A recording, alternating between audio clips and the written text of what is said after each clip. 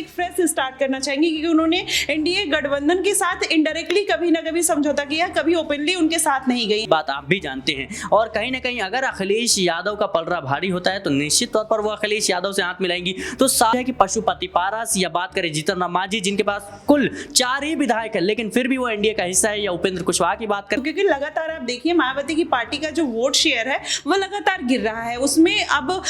उनको इजाफा करने।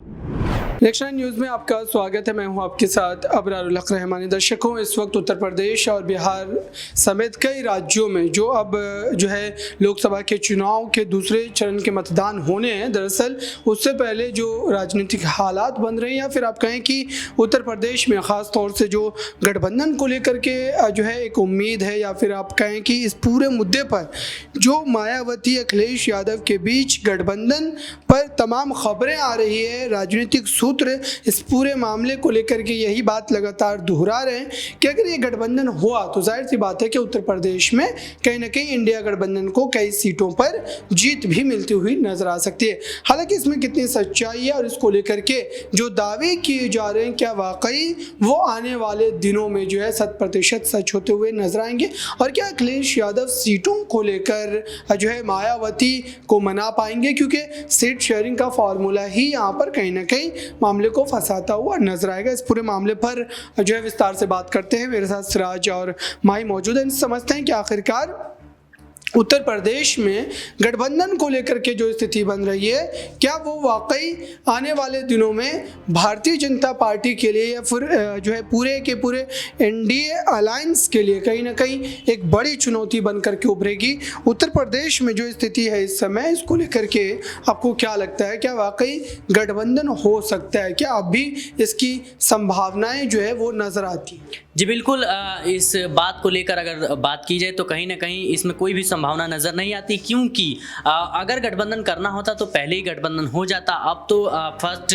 जो पहले चरण का मतदान है वो भी पूरा हो चुका है, तो मुझे नहीं लगता कि चुनाव के बीच में मायावती गठबंधन का ऐलान करेंगे। हालांकि बीएसपी पार्टी है, उनके कार्यकर्ताओं के जरिए, उनके प्रवक्ताओं के जरिए लगातार इस बात को दोहराया जा रहा है कि आने वाले समय में इस गठबंधन पर विचार किया जाएगा, अखिलेश यादव के साथ होगा या फिर बीजेपी के साथ होगा, ये आने वाले समय में देख सकेंगे। लेकिन चुनाव से पहले मुझे नहीं लगता किसी भी तरीके का गठबंधन होगा। हालांकि मायावती कोई नई नवेली नेता नहीं है, वो बखूबी उत्तर प्रदेश और देश की राजनीति को समझती है, और साफ तौर पर मायावती की रणनीति में यह झलक रहा है कि अगर बीजेपी का पलड़ा भारी होता है तो निश्चित रूप से वो बीजेपी से हाथ मिलाते हुए नजर आएंगी, क्योंकि हारे हुए का साथ कोई नहीं देता, ये बात आप भी जानते हैं। और कहीं ना कहीं अगर अखिलेश यादव का पलड़ा भारी होता है तो निश्चित तौर पर वो अखिलेश यादव से हाथ मिलाएंगी। तो सारा जो खेल है वो चुनाव के बाद होगा। चुनाव के बीच में किसी भी तरीके से गठबंधन का कोई भी मुझे नहीं लगता रास्ता है।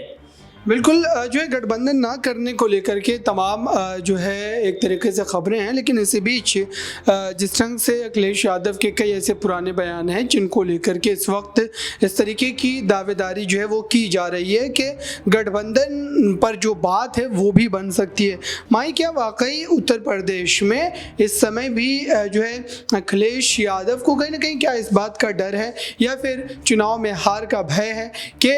दलित वोट बैंक अगर उनके साथ नहीं रहा तो जाहिर सी बात है कि ये उनके लिए काफ़ी बड़ा राजनीतिक नुकसान जो है वो माना जाएगा, क्योंकि दलित वोट जो है पूरी तरीके से मायावती के साथ रहा है हमेशा से, और इस बार भी चुनाव में है। तो ऐसे में क्या गठबंधन अगर नहीं भी होता है तो चुनाव के बाद मायावती का समर्थन क्या इंडिया अलायंस को ही रहेगा? क्योंकि चंद्रशेखर आज़ाद ने भी वोटिंग के दौरान इंडिया अलायंस को समर्थन देने की बात कही थी। तो क्या इस तरीके के फैसले मायावती की तरफ से भी हमें सुनने को मिल सकते हैं?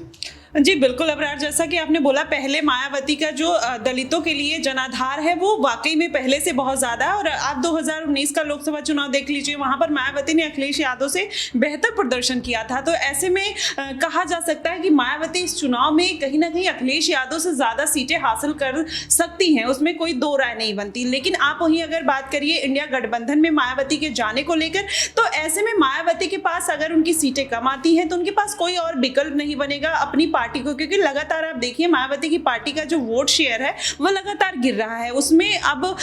उनको इजाफा करने के लिए या तो वो एनडीए गठबंधन के साथ जाएंगी या इंडिया गठबंधन के साथ जाएंगी, और अखिलेश यादव के साथ उनकी एक कंपैटिबिलिटी बनती है क्योंकि वो 2019 में उनके साथ जा चुकी है, उनको पता है कि कैसे रणनीति करनी है। जब उनकी नहीं बनी तो वो अलग हो गई, लेकिन वहां पर अखिलेश यादव, अब मायावती को थोड़ा सोच विचार के कदम उठाना पड़ेगा कि वो इंडिया गठबंधन के साथ फिर से जाना चाहेंगी, अखिलेश यादव के साथ जो उन्होंने एक बार गलती की वो दोबारा करना चाहेंगी, या फिर एनडीए गठबंधन के साथ एक फ्रेश स्टार्ट करना चाहेंगी, क्योंकि उन्होंने एनडीए गठबंधन के साथ इनडायरेक्टली कभी ना कभी समझौता किया, कभी ओपनली उनके साथ नहीं गई हैं। तो देखना होगा कि चुनाव के नतीजे क्या आते हैं, उसके हिसाब से मायावती कदम उठाती हुई नजर आएंगी। बिल्कुल दर्शकों, इस पूरे मामले को लेकर के स्थिति जो है इस तरीके से इस वक्त हमें नज़र तो आती है, लेकिन उसके बावजूद भी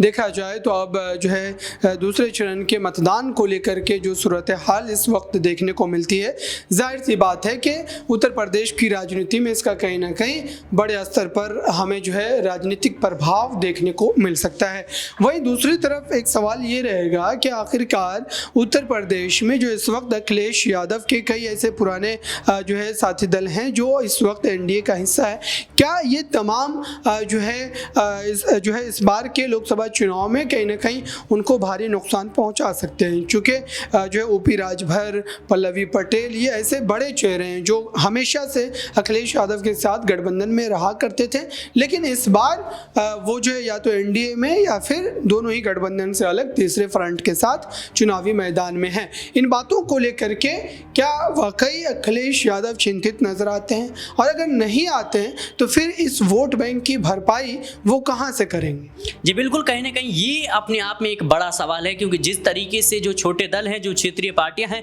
उन्होंने कहीं ना कहीं अखिलेश यादव का साथ छोड़ा। हालांकि विधानसभा चुनाव के दौरान उनके साथ थे, चाहे हम बात करें जयंत चौधरी की, या बात करें हम पल्लवी पटेल की, या बात करें हम ओपी राजभर की, तमाम जो बड़े नेता हैं वो कहीं ना कहीं एक वक्त था जब अखिलेश यादव समाजवादी पार्टी के साथ थे। लेकिन अभी लोकसभा का चुनाव जो है चल रहा है, और इसी को देखते हुए ये जो क्षेत्रीय पार्टियां हैं इन्होंने कहीं ना कहीं अपना रुख बदला। इसकी प्रमुख वजह यही लगती है कि बीजेपी का इस वक्त जनाधार है, और निश्चित रूप से ये पार्टियां हैं ये कहीं ना कहीं बीजेपी के रास्ते एक आध लोकसभा सीटें जो है हासिल करना चाहती हैं, ताकि लोकसभा में जाकर अपनी बातों को जो है प्रमुखता से रख सके, जनता के बीच ये मैसेज जा सके कि कहीं ना कहीं कोई पार्टी है जो आपकी बातों को पहुंचा रही है। और निश्चित रूप से इस बात को जयंत चौधरी हो या ओपी राजभर हो या तमाम जो छोटे दल हैं जिन्होंने कहीं ना कहीं अखिलेश यादव का साथ छोड़ा है, वो इस बात को समझते हैं कि निश्चित रूप से बीजेपी का पलड़ा भारी है, और यही देखते हुए उन्होंने पलड़ा जो है अब झाड़ा है। और अखिलेश यादव के लिए मुश्किलें बहुत ही ज्यादा बढ़ने वाली हैं, क्योंकि एक तरफ बीजेपी पार्टी पर आप गौर करेंगे